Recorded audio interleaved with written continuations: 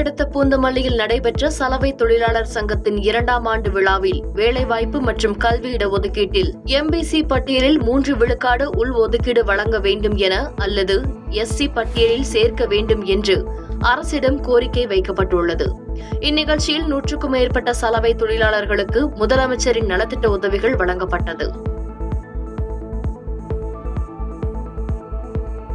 காஞ்சிபுரம் மாவட்டம் வரதராஜபுரத்தில் உள்ள ஸ்ரீ எல்லையம்மன் திருக்கோவில் மகா கும்பாபிஷேக விழா வெகு விமரிசையாக நடைபெற்றது. இந்த நிகழ்ச்சியில் ஏராளமான பக்தர்கள் கலந்து கொண்டு ஓம் சக்தி பராசக்தி என்ற கோஷங்களை எழுப்பி சாமி தரிசனம் செய்தனர். தஞ்சாவூர் மாவட்டம் திருவோணம் அருகே அனுமதியின்றி இயங்கி வந்த பட்டாசு குடோன் வெடித்ததில் 2 பேர் உயிரிழந்த சம்பவம் அப்பகுதியில் சோகத்தை ஏற்படுத்தியுள்ளது. இதனையடுத்து சம்பவ இடத்திற்கு வந்த வட்டாத்திக்கோட்டை போலீசார் உடலை மீட்டு பிரேத பரிசோதனைக்காக பட்டுக்கோட்டை அரசு மருத்துவமனைக்கு அனுப்பி வைத்து விசாரணை மேற்கொண்டு வருகின்றனர்.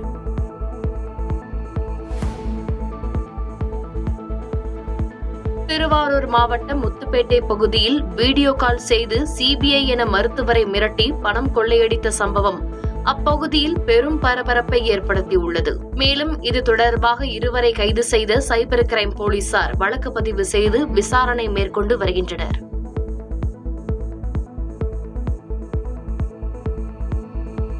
புதுக்கோட்டையில் கட்டுமான பணியில் ஈடுபட்ட பீகார் மாநிலத்தைச் சேர்ந்த தொழிலாளி மின்சாரம் பாய்ந்து உயிரிழந்த சம்பவம் அப்பகுதி மக்களிடையே பரபரப்பை ஏற்படுத்தியுள்ளது. தகவல் அறிந்து சம்பவ இடத்திற்கு வந்த போலீசார் உடலை பிரேத பரிசோதனைக்காக புதுக்கோட்டை அரசு மருத்துவக் கல்லூரி மருத்துவமனைக்கு அனுப்பி வைத்த நிலையில் வழக்கு பதிவு செய்து விசாரணை மேற்கொண்டு வருகின்றனர்.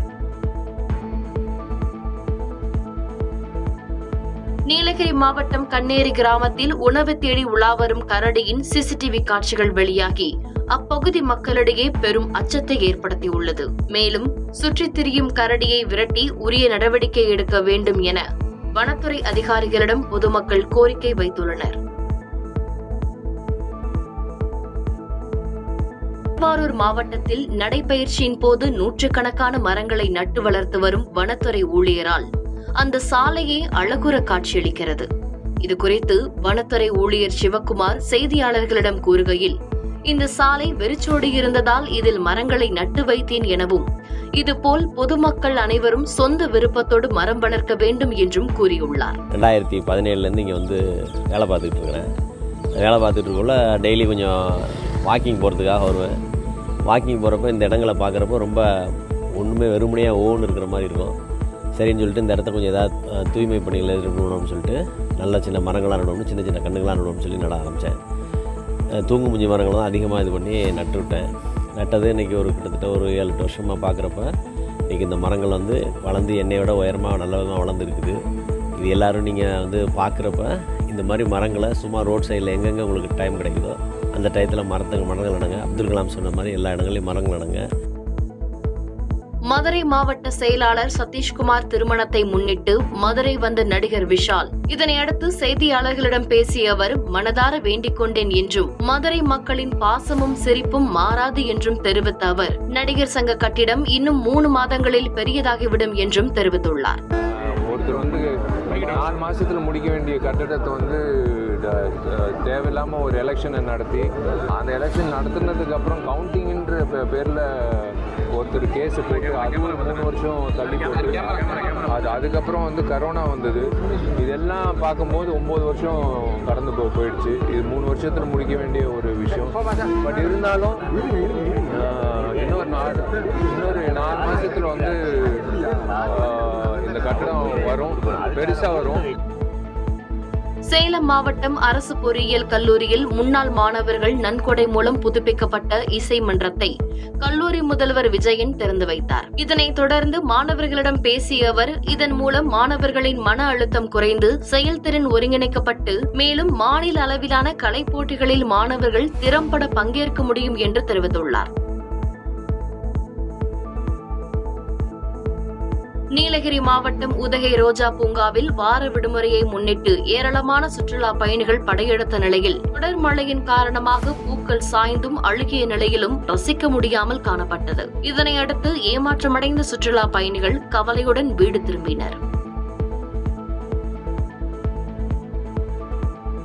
நாகை பழைய பேருந்து நிலையத்தில் அனைத்து வணிக நிறுவனங்களிலும் தூய தமிழில் பெயர் பலகை வைக்க வலியுறுத்தி தமிழ் நம் உயிர் மூச்சு இலக்கிய சுற்றம் அமைப்பின் சார்பில் பேரணி நடைபெற்றது. இந்நிகழ்வில் தமிழ் சங்க தலைவர் ஆவராணி ஆனந்தன் தலைமை தாங்கிய நிலையில் இலக்கிய சுற்றம் அமைப்பின் நிறுவனர்கள் குணசேகரன், பிரபாகரன், கவிஞர் வெற்றி பேரொளி உள்ளிட்ட நூற்றுக்கணக்கான தமிழ் ஆர்வலர்கள் பேரணியில் பங்கேற்றனர். திருவண்ணாமலை மாவட்டம் வந்தவாசி அருகே ஸ்ரீ திரௌபதி அம்மன் கோயிலில் துரியோதனன் படுகளம் நிகழ்ச்சி மிக விமர்சையாக நடைபெற்றது. மேலும் இந்நிகழ்ச்சியில் அப்பகுதியில் உள்ள ஏராளமான பக்தர்கள் கலந்து கொண்டு சாமி தரிசனம் செய்தனர். திருவண்ணாமலை மாவட்டம் தமிழக வெற்றிக் கழகம் சார்பில் கட்சி கொடியேற்றம் விழா நிகழ்ச்சி ஒன்றிய செயற்குழு உறுப்பினர் குமரவேலன் தலைமையில் நடைபெற்றது. மேலும் இந்நிகழ்ச்சியில் மாவட்ட துணை செயலாளர் பார்த்திபன், துரிஞ்சாபுரம் கிழக்கு ஒன்றிய செயலாளர் பச்சையப்பன் உள்ளிட்ட தொண்டர்கள் ஏராளமானோர் கலந்து கொண்டனர்.